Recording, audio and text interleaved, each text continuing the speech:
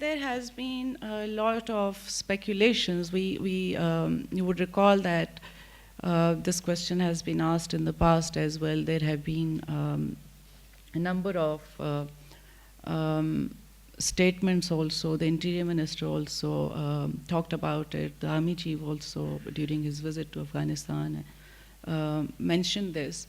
There are two aspects. One, do we find any footprint of ISIS in Pakistan? Two, we have concerns, and we would be taking, and we are taking, all appropriate measures to ensure that ISIS is not able to establish any foothold in Pakistan.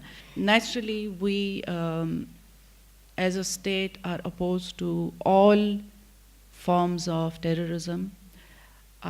We have repeatedly underlined that our counter-terrorism operations are across the board against all terrorists.